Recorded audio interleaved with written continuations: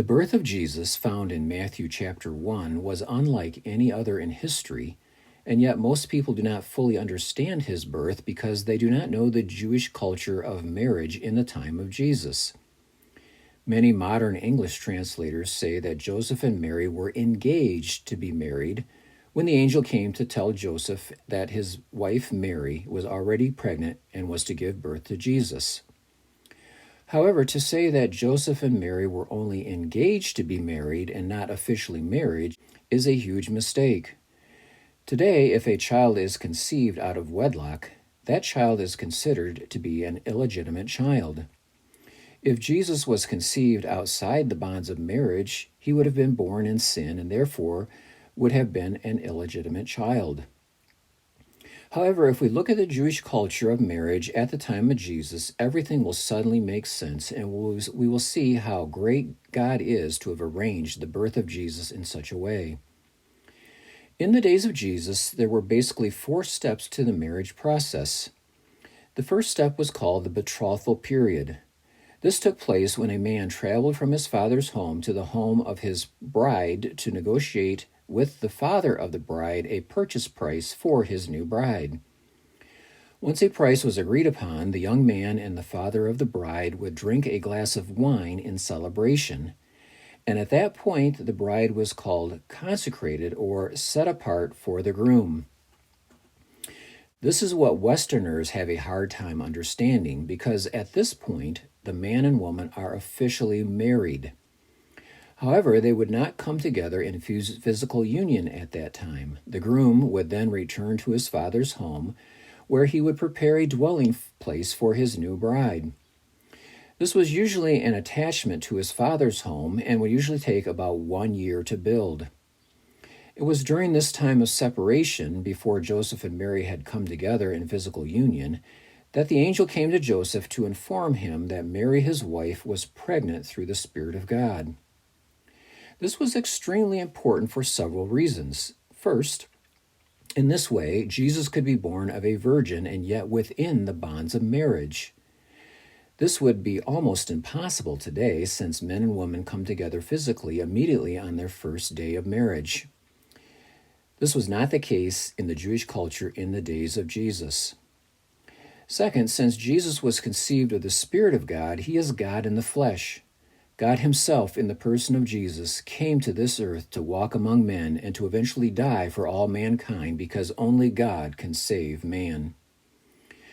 Third, God promised way back in Genesis chapter 3, verse 15, that a seed of the woman would be born who would crush the head of Satan.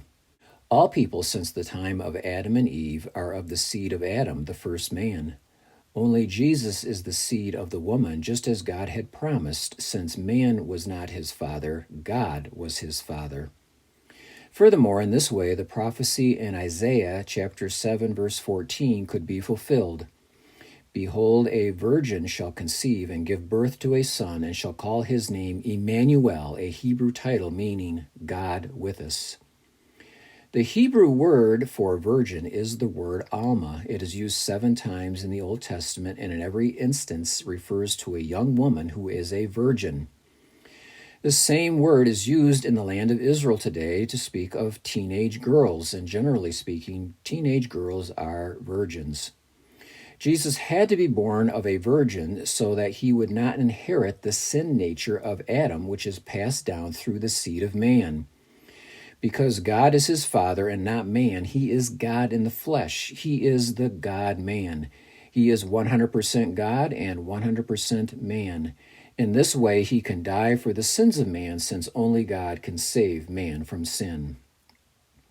Now, after the groom had prepared a dwelling place for his new bride in his father's home, he would return for his bride.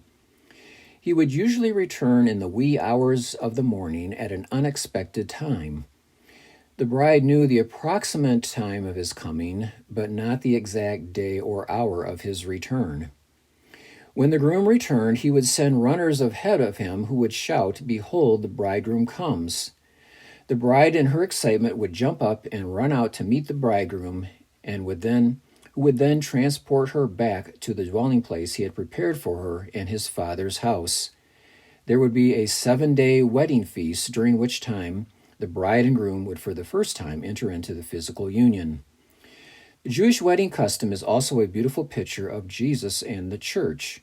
Jesus left his Father's house in heaven to purchase for himself a bride, the church.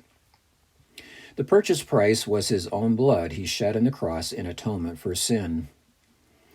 And we partake of and drink a glass of wine at communion to celebrate the fact that we are set apart for him.